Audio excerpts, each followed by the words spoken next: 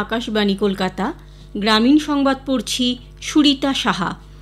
কৃষিমন্ত্রী শিবরাজ সিং চৌহান গতকাল নতুন দিল্লির আইসিএআরে ভারতের প্রথম 2 ধরনের ডিন সংশোধিত চালের প্রজাতির উদ্বোধন করেছেন।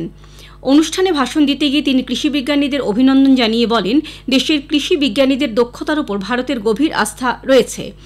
দেশের বিজ্ঞানীদের এই কৃতিত্ব প্রধানমন্ত্রী নরেন্দ্র মোদীর বিকশিত ভারত কর্মসূচিকে আরও এগিয়ে নিয়ে যাবে বলে তিনি মন্তব্য করেন। উল্লেখ্য, এই সংশোধিত চালের প্রজাতি অন্ধ্রপ্রদেশ, বিহার, উত্তরপ্রদেশ, তেলেঙ্গানা, কর্ণাটক, তামিলনাড়ু, ছত্তিশগড়, মহারাষ্ট্র, মধ্যপ্রদেশ এবং পশ্চিমবঙ্গে কাজে লাগবে। সংশোধিত ওয়াকফ আইন নিয়ে সাম্প্রতিক হিংসার পর এই প্রথম মুখ্যমন্ত্রী মমতা ব্যানার্জি আজ মুর্শিদাবাদ জেলা সফরে যাচ্ছেন। কলকাতা থেকে বহরমপুরে পৌঁছে জেলা প্রশাসনের শীর্ষ আধিকারিকদের সঙ্গে বৈঠক করবেন তিনি। আগামীকাল হিংসা কবলিত শামশেরগঞ্জের বিভিন্ন এলাকা তিনি পরিদর্শন করবেন বলে জানা গেছে। কথা বলবেন ক্ষতিগ্রস্ত পরিবারগুলির সদস্যদের সঙ্গে। সুতির ছাপঘাটি কেডি বিদ্যালয়ের মাঠে এক অনুষ্ঠানে বেশ কিছু উন্নয়নমূলক প্রকল্পের উদ্বোধন ও শিলান্যাসের কর্মসূচি রয়েছে তাঁর। সেখান থেকেই হিংসায় আক্রান্ত পরিবারের সদস্যদের হাতে আর্থিক সহায়তা তুলে দেবেন মুখ্যমন্ত্রী। উত্তর 24 পরগনার বসিরহাটের মাটিয়া থানার খোলাপাতা এলাকায় বস্তাবন্দি বিপুল অঙ্কের জাল নোট উদ্ধারের ঘটনায় চাঞ্চল্য ছড়িয়েছে। জানা গেছে, নির্দিষ্ট খবরের ভিত্তিতে পুলিশের একটি যৌথ দল স্থানীয় বাসিন্দা শেখ আব্দুল করিম ওরফে রাজার বাড়িতে তল্লাশি চালায়। 33,56,000 টাকার বেশি মূল্যের জাল নোট উদ্ধার হয়েছে।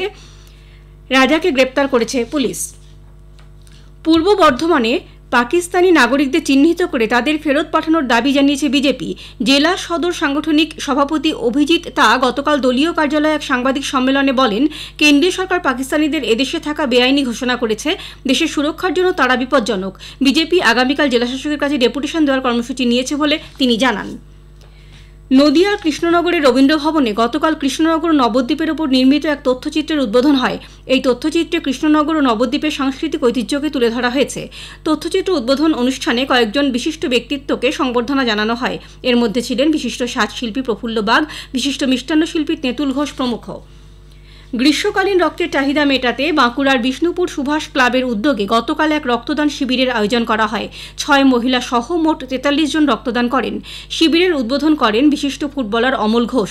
সদ্য প্রকাশিত মাধ্যমিক পরীক্ষার ফলাফলে দ্বিতীয় স্থানাধিকারী বাঁকুড়া জেলার বিষ্ণুপুর হাই স্কুলের ছাত্র সৌম্য পালকে এদিন সম্বর্ধনা দেওয়া হয়।